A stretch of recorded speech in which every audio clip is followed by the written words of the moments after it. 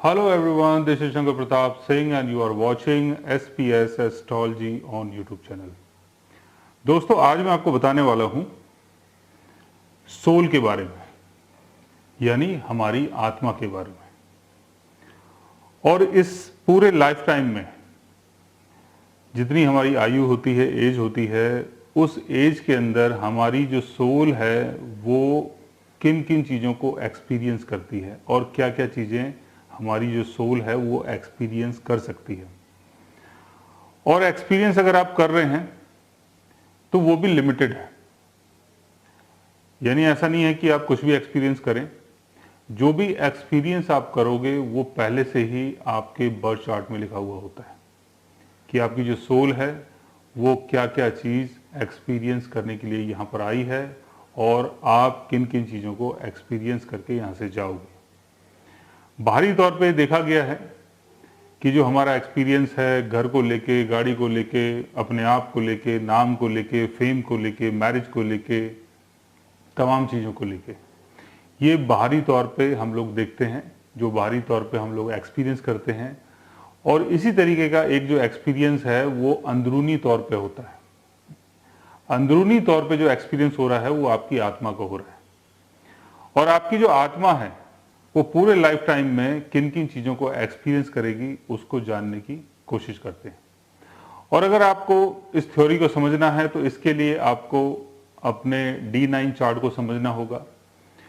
D9 chart में आप ये देखें कि पहले तो आपका एसेंडेंट क्या है, D9 चार्ट का एसेंडेंट क्या है और उस एसेंडेंट के हिसाब से कौन कौन से प्लेनेट कौन कौन सी राशि में बैठे हुए हैं। फिर आपको उसको देख के एक और चार्ट बनाना है और उस चार्ट को, जो आप नया चार्ट बनाएंगे, उसको आपको एरीज एसेंडेंट से स्टार्ट करना है। जैसे D9 चार्ट में हमारा जो चार्ट है वो टॉरस है या लिब्रा है या कैंसर है या कुछ भी है या एरीज है मान लो, लेकिन हम जो दूसरा चार्ट जो बनाएंगे उसको हमें एरीज से स्टार्ट करना है। तो हम अगर एरीज से स्टार्ट करते हैं तो ये आपका दूसरा चार्ट है और यहाँ पर आपको नंबर 1 लिखना है, नंबर 2 लिखना है, नंबर 3 लिखना है, नंबर 4, नंबर 5, 6, 7, 8, 9, 10, 11 एंड 12।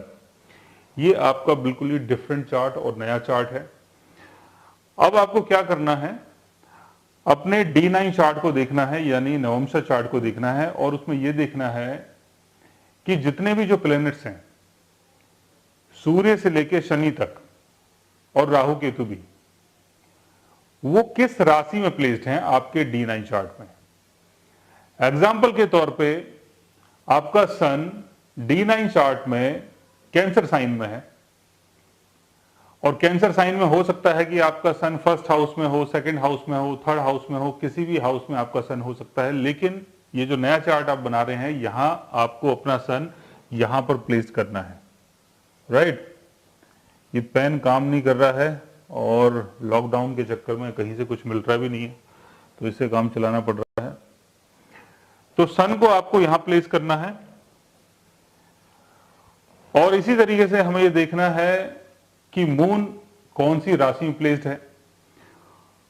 अगर आपका मून मान लीजिए कि कैंसर में है या आपका मून कैप्रिकॉर्न में है, कैप्रिकॉर्न में अगर आपका मून है तो आप अपने मून को यहां पर प्लेस करेंगे, यहां पर आपको अपना मून डालना है उस नए चार्ट में जो आप नया चार्ट बना रहे हैं। आपका जुपिटर स्कॉर्पियो साइन में है तो आप अपने जुपिटर को यहां डालें। आपका वीनस अगर सेजी साइन में है तो आप अपने वीनस को यहां पर रखें। आपका राहु एरीज साइन में है तो आप अपने राहु को यहां रखें। आपका केतु लिब्रा साइन में है, आप अपने केतु को यहां रखें। पेन नहीं चल रहा है, थोड़ा सा आपको वैसे ही समझना होगा। शनि आपका पाइसिस साइन में है D9 चार्ट में, चाहे वो कहीं भी है, D9 चार्ट में पाइसिस साइन में आपका शनि कहीं भी हो सकता है, फर्स्ट हाउस में, सेकंड हाउस में, थर्ड हाउस में, किसी भी हाउस में। लेकिन अगर पाइसिस साइन में है तो आपको अपने शनि को यहां रखना है। इसी तरीके से मरकरी अगर एक्वेरियस साइन में है तो मरकरी को यहां रखें। और उसके बाद मार्स को अगर हम समझते हैं, अगर मार्स अगर आपका लियो साइन में है तो मार्स को आप यहां पर रखें। तो इस तरीके से आप ये समझ पाएंगे कि आपकी जो सोल है वो किन किन चीजों को एक्सपीरियंस करेगी। सोल का एक्सपीरियंस जो है वो देखा जाता है प्लेनेटरी पोजीशन के हिसाब से। जैसे शनि रिप्रेजेंट करता है आपके कर्म को, तो इस चार्ट से आपको ये पता चलेगा कि आपका जो एक्चुअल कर्म है, क्या आप ऐसा कर्म करोगे जिससे आपकी जो सोल है वो कंप्लीट हो पाएगी और आगे चल के आप किन किन चीजों को एक्सपीरियंस करने वाले हैं अपने जीवन में, अपनी लाइफ में।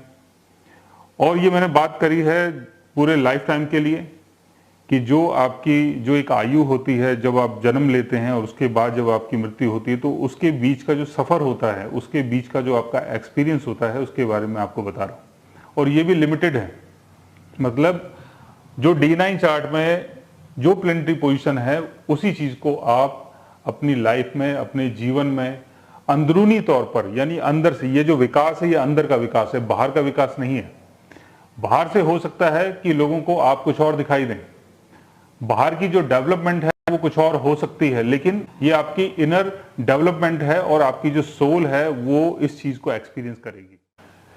इस तरीके से अगर हम चार्ट बनाते हैं तो आपको एक चीज का बेनिफिट और भी मिलेगा कि अगर आपका बर्थ का टाइम अगर एक्यूरेट नहीं है तो उससे क्या होगा, जो आपका D9 चार्ट है वो गलत बन जाएगा। और फिर अगर आप गलत चार्ट को देख रहे हैं तो उसके थ्रू जो भी प्रेडिक्शन आपकी हो रही है वो गलत होगी।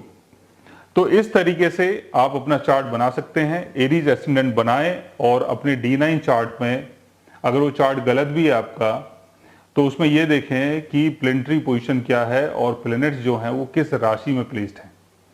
इस तरीके से आप अपना D9 चार्ट बना सकते हैं और यहां पर एरीज एसेंडेंट के थ्रू आप ये समझ सकते हैं कि आपकी जो सोल है वो किन किन चीजों को एक्सपीरियंस करेगी अपने लाइफ टाइम में।